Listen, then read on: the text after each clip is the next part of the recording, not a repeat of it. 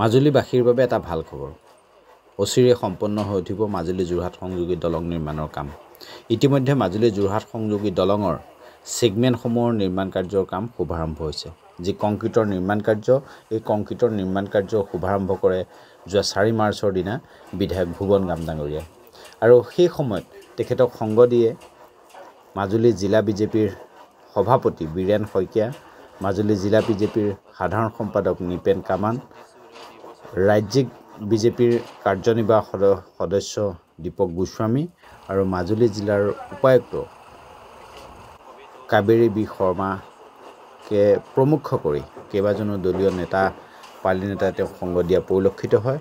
আৰু পুৰোহিতৰ মন্ত্ৰ উচ্চাৰণৰ ধ্বনিৰ মাজেৰে আচলতে এই ধৰণে ছেগমেণ্টসমূহৰ নিৰ্মাণ কাৰ্য আৰম্ভ হৈছে। আৰু বিধায়কগৰাকীয়ে মন্তব্য আছে, আমি শুনাবলৈ চেষ্টা কৰিম। কিন্তু এইখিনিতে ভাল খবৰ, যিহেতু বহু প্ৰত্যাশিত মাজুলী যোৰহাট সংযোগী দলঙৰ নিৰ্মাণৰ কাম দ্ৰুতগতিত চলি থকা পৰিলক্ষিত হৈছে। আৰু ইতিমধ্যে দলঙৰ ওপৰৰ কংক্ৰিটৰ নিৰ্মাণ কাৰ্য শুভাৰম্ভ কৰা হয়।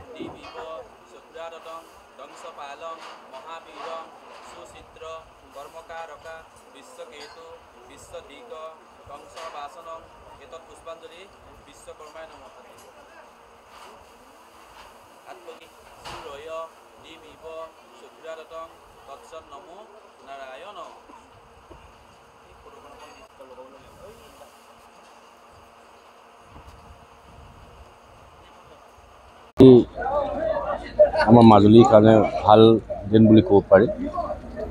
বাইদা ষ্টেটমেণ্ট কংক্ৰিটৰ কাম আজিৰ পৰা আৰম্ভ কৰিব, কাৰণ কৈছে তেখেতসকলে এবছৰৰ ভিতৰত কমপ্লিট কৰিব বুলি। আৰু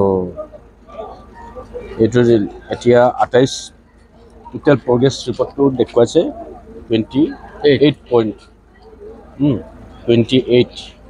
আৰু আমি একচুৱেলি যিধৰণে আমাৰ মাননীয় মুখ্যমন্ত্ৰী ডাঙৰীয়া কথা দিছিলে, এই কথা দিয়া মতে এই ব্ৰিজটো সম্পূৰ্ণ হ'ব বুলি ভাবিছোঁ।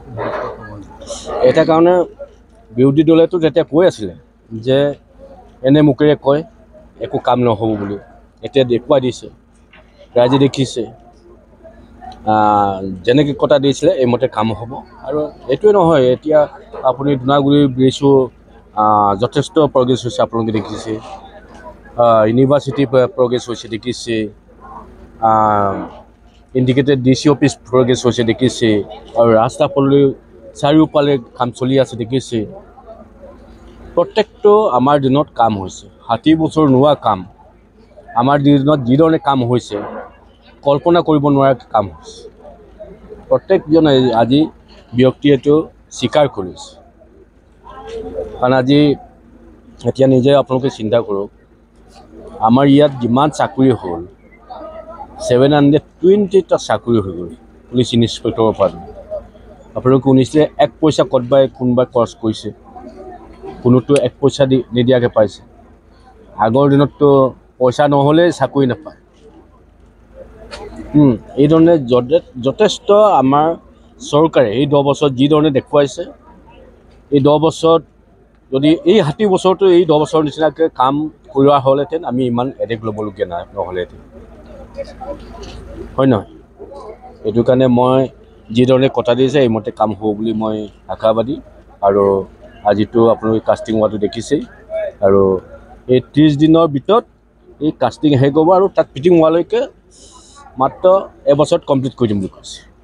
2026 চনৰ হৈ যাব, এইটো মোটামুটি হৈ যাব।